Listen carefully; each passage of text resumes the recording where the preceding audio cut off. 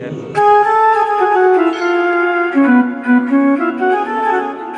अरण्यामध्ये आलेला राजा परीक्षित भयंकर तहान लागलेली, तहानेने भुकेने व्याकुळ झालेला आहे.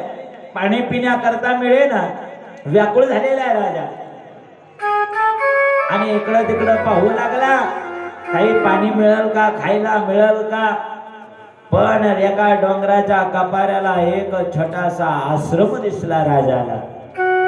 आणि आला ना आश्रमाजवळ राजा. त्या आश्रमाच्या बाहेर शमिक नावाचे मुनी डोळे बंद करून बसलेले होते. राजा परीक्षिताने त्या बाबाकडे पाहिलं, बाबाला आवाज दिला, बाबा मी चक्रवर्ती सम्राट राजा परीक्षित, मला तहान लागलेली, मला भूक लागलेली, बाबा काही खाण्यापिण्या करता द्या. पण डोळे बंद करून बसलेले शमिक मुनी, वृत्ती अंतर्वृत्ती झालेली, कोण आलं कोण गेलं काही कोणाशी घेणं देणं. राजा परीक्षिताने पुन्हा आवाज दिला, बाबा मी चक्रवर्ती सम्राट परीक्षित, मला भूक लागलेली, मला तहान लागलेली, बाबा काही खाण्यापिण्या करता द्या. वृत्ती अंतर्वृत्ती झालेले बाबाने काही डोळे उघडले नाही. मस्तकामध्ये असलेला कलियुग बुद्धी भ्रमित केलेले. आणि राजा विचार करू लागला, हा बाबा ढोंगी दिसतो, ढोंगी. आपल्याला पाहिला असेल, नाटक करत बसला असेल, राजाचा मान सन्मान करावा लागेल, त्याच्यापेक्षा डोळे बंद करून बसलेलं बरं. या बाबाचा अपमान करायचा. पाहिलं ना इकडे तिकडं, एक मेलेला सर्प राजाला दिसला आणि बाणाच्या टोकाने तो उचलला आणि त्या शमिक मुनींच्या गळ्यामध्ये मेलेला सर्प टाकून दिला. आणि मेलेला सर्प टाकून दिला आणि राजा निघून गेला. आज खऱ्या साधूचा अपमान या ठिकाणी राजाकडून झाला. आश्रमामध्ये खेळणारे 2-4 बालगोपाळ त्यांनी पाहिलं, आपल्या गुरूंच्या गळ्यामध्ये कोणीतरी मेलेला सर्प टाकलेला आहे. धावत पळत गेले. कौशिक नदीमध्ये स्नान करणारा शमिक मुनींचा मुलगा श्रृंगी, त्याला सांगितलं, श्रृंगी लवकर चल, तुझ्या बाबांच्या गळ्यामध्ये कोणीतरी मेलेला सर्प टाकलेला आहे. हातामध्ये कमंडलू घेऊन श्रृंगी रागानं आला.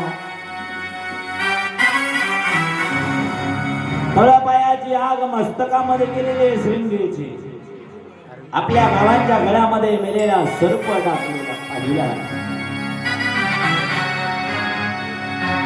कोणी अपमान केला आपल्या बाबाचा, कोणी मेलेला सर्प टाकला. कोणाची हिंमत झाली आपल्या बाबाचा अपमान करायची. त्याला माहित नाही आम्ही तपस्वी, आम्ही साधक आहे. आणि कमंडलूतलं पाणी हातामध्ये घेतलं आणि असा भयंकर या ठिकाणी शाप देऊ लागला. श्रृंगी, ज्या कोणी राजाने माझ्या वडिलांच्या गळ्यामध्ये मेलेला सर्प टाकलेला आहे, आजपासून 7व्या दिवशी या सर्पाचा पूर्व तक्षक सर्प राजाला दंश करेल आणि राजाचा मृत्यू होईल. असा भयानक शाप दिला. आणि आपल्या बापाजवळ शमिक मुनींजवळ या ठिकाणी आला आणि गळ्यातला सर्प काढून ठेवला. बाबांजवळ रडू लागला. पण आपल्या मुलाचं रडणं या ठिकाणी पाहिलं आणि शमिक मुनींचे समाधी मोडली. बाळा काय झालं रडायला? बाबा तुमच्या गळ्यामध्ये कोणीतरी मेलेला साप टाकला. पण राजा आला होता माहिती नाही, त्यानं तुमच्या गळ्यात मेलेला सर्प टाकला. त्याला महाभयंकर शाप दिलेला. शाप हो, आजपासून 7व्या दिवशी तक्षक सर्प दंश करेल आणि त्या राजाचा प्राणांत होईल. मुनींनी डोळे बंद केले. कोण राजा आहे माहिती नाही.